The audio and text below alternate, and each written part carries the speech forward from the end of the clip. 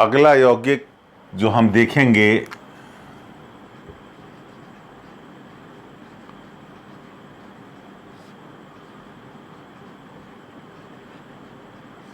धावन soda.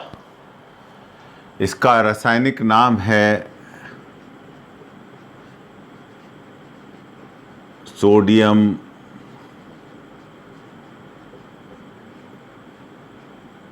Carbonate. रासायनिक सूत्र है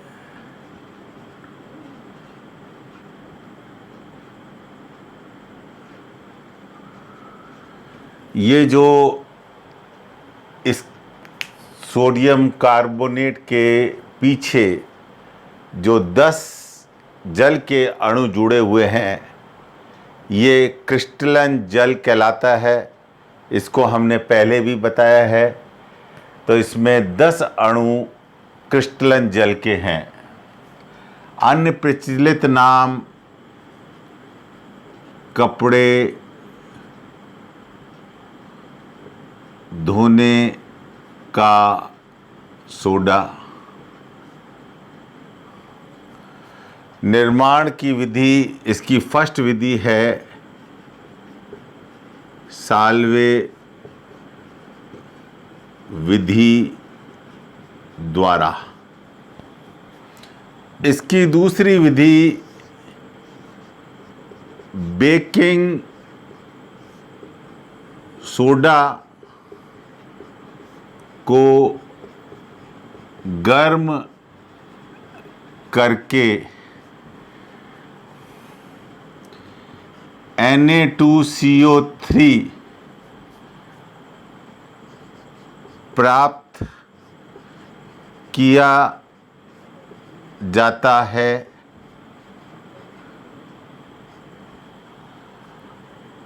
और इस Na2CO3 का क्रिस्टलन कर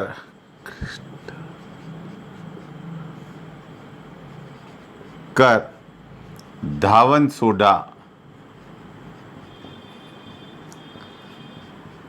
प्राप्त किया जाता है।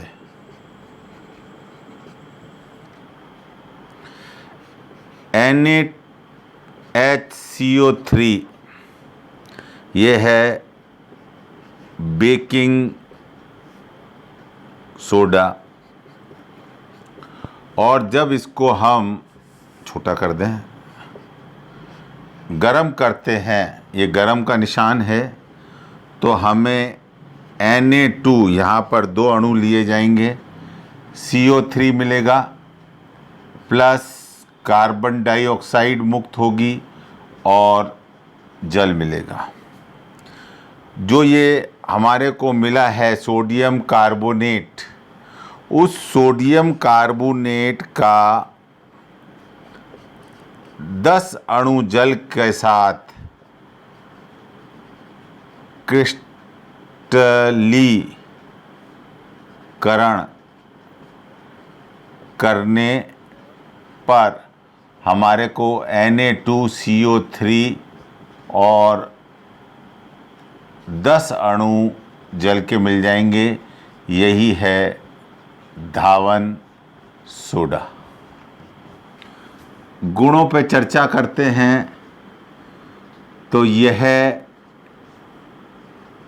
सफ़ेद रंग का क्रिस्टलीय ठोस है। दूसरी बात जो इसके अंतर्गत आती है, इसका जलीय विलयन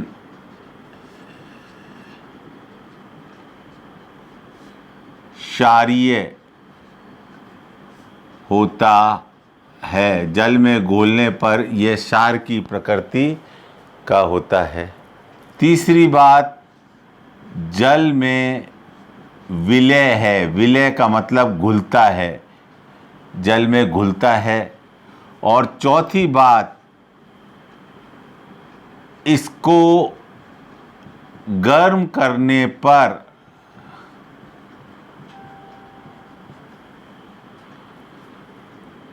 दस अणु क्रिस्टलन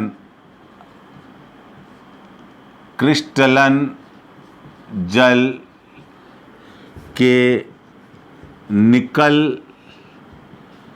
जाते हैं और शेष पदार्थ को सोडा ऐश यानी राख, सोडा राख कहते हैं। इसको गर्म करेंगे तो ये जो 10 अणु हैं निकल जाएंगे और ये बचेगा। इसकी अभिक्रिया कुछ इस तरह की होगी। Na2CO3 10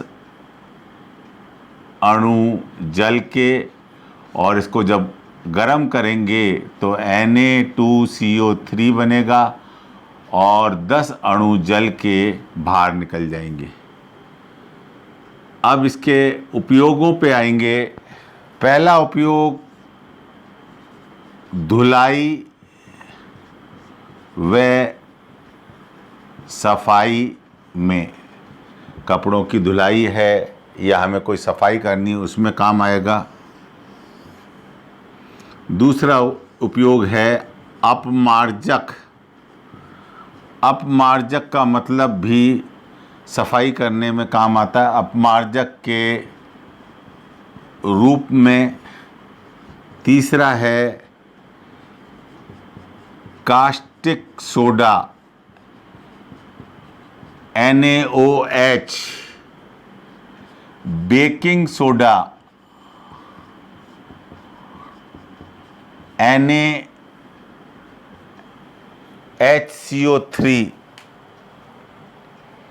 कांच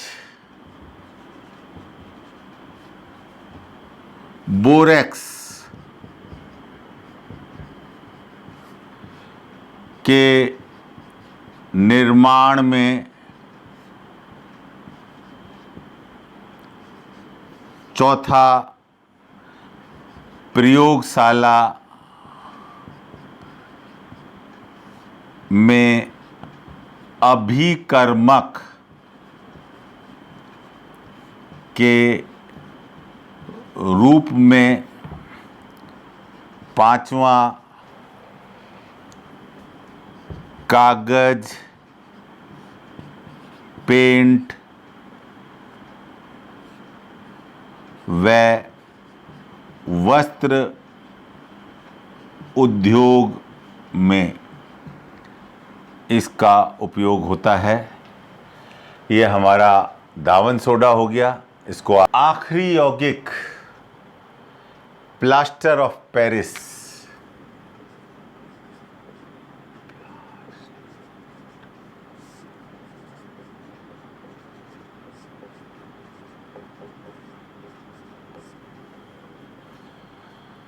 इसका रासायनिक नाम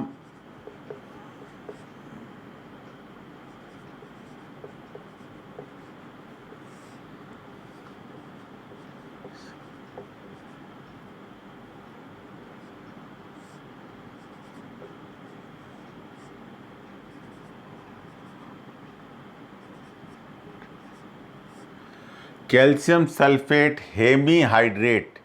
हेमी का मतलब होता है अर्ध, आधा। इस हेमी शब्द का जो अर्थ है आधा, और हाइड्रेट का मतलब है जल। तो इसके अंदर आधा क्रिस्टलन जल होता है। इसका रासायनिक सूत्र CaSO4 आधा, ये जो मैं अभी आधा क्रिस्टलन जल, ये आधा क्रिस्टलन जल इसके अंदर होता है। अन्य प्रचलित नाम आपने नाम सुना होगा POP,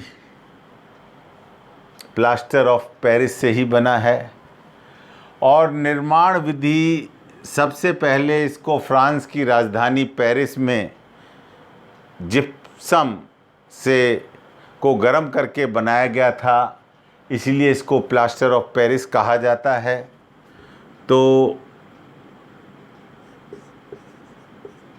जिप्सम को 100 डिग्री सेंटीग्रेड, जिसको 373 डिग्री केल्विन भी बोलते हैं, तक गरम करने पर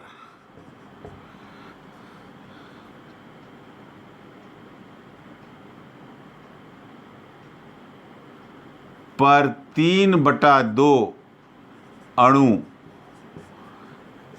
क्रिस्टलन जल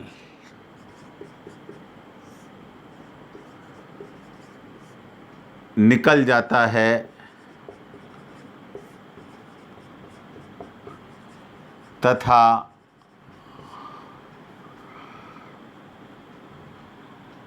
जो शेष है वो पीओपी कहलाता है। शेष भाग पानी निकलने के बाद वो पीओपी कहलाता है। अब देखिए, ये जो मैं लिख रहा हूँ ये जिप्सम का सूत्र है, जिप्सम। और जिप्सम का सूत्र है कैल्शियम सल्फेट डाईहाइड्रेटेड।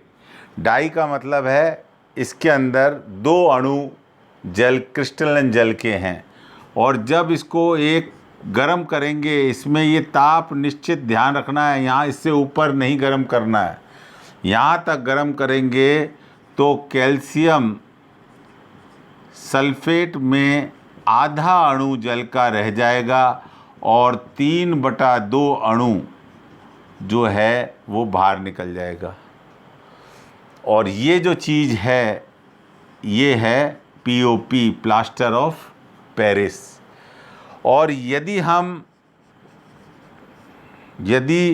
373 डिग्री केल्विन से अधिक गर्म करने पर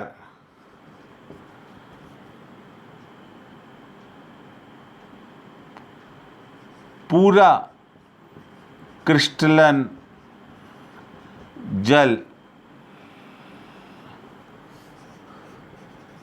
बाहर निकल जाता है,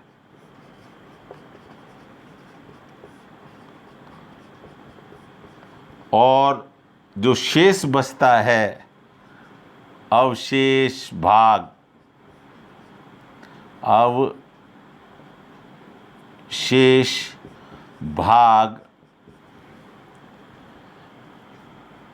कहलाता है मृत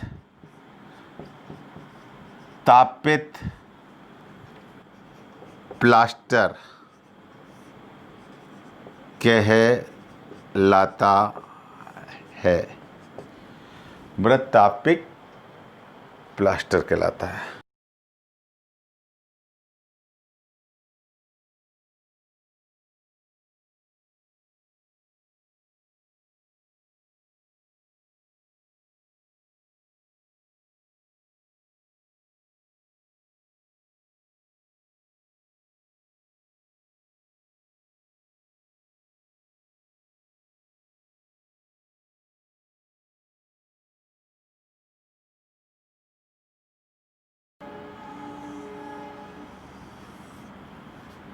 ये पहला गुण यह है श्वेत सफ़ेद रंग का ठोस चिकना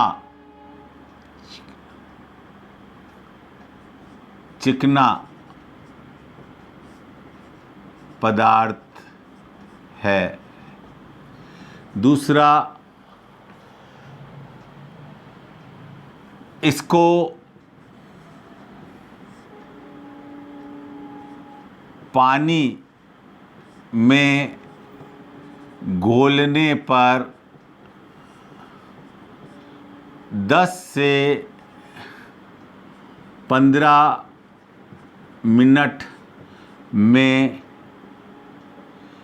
कठोर हो जाता है, कठोर हो जाता है। जैसे CaSO4 आधा अणु जल का है और 3/2 अणु जल का ये बाहर से ग्रहण कर लेगा और ये बन जाएगा वापस से जिप्सम। और ये है हमारा POP। उपयोग के अंदर इसका सबसे बढ़िया उपयोग भवन निर्माण में, दीवारों को चिकना करने और छत पर कारीगरी करने में, कलाकृतियाँ बनाने में। दूसरा, खिलौने व मूर्तियाँ बनाने में। तीसरा, हड्डी टूट जाने पर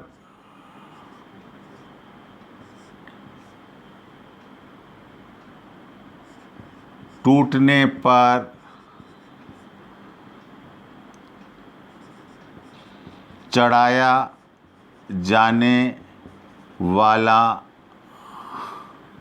वाले पट्टे में प्रयुक्त होता है।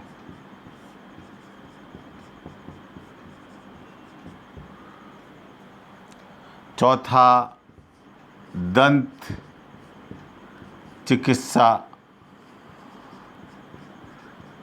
में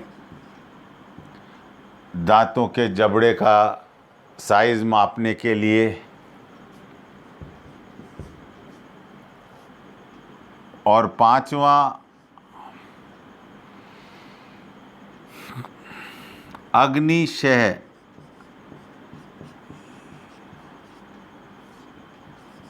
वस्तुएं या पदार्थ बनाने में। अग्नि को जो सहन कर सकें ऐसे पदार्थों को अग्निसह बोलते हैं। तो अग्निसह पदार्थ या अग्निसह वस्तुएं बनाने में इसका उपयोग किया जाता है। तो ये हमारे दैनिक जीवन में कुछ उपयोगी यौगिक जो हमारी किताब में दिए गए थे ये पूरे हो गए हैं। इनके यौगिक का नाम, रासायनिक नाम, रासायनिक सूत्र, अन्य प्रचलित नाम, निर्माण की विधि, इसके गुण और इसका उपयोग परीक्षा में पूछे जाते हैं। आप इन्हें नोट करें, याद करें। और यदि तब भी कोई दिक्कत आए तो जूम क्लास में जब भी हम लाइव जुड़ेंगे तो हम इस टॉपिक पर निश्चित तौर पे चर्चा करेंगे और हम ये भी जानने का प्रयास करेंगे कि आप इसमें कितना याद कर रहे हैं।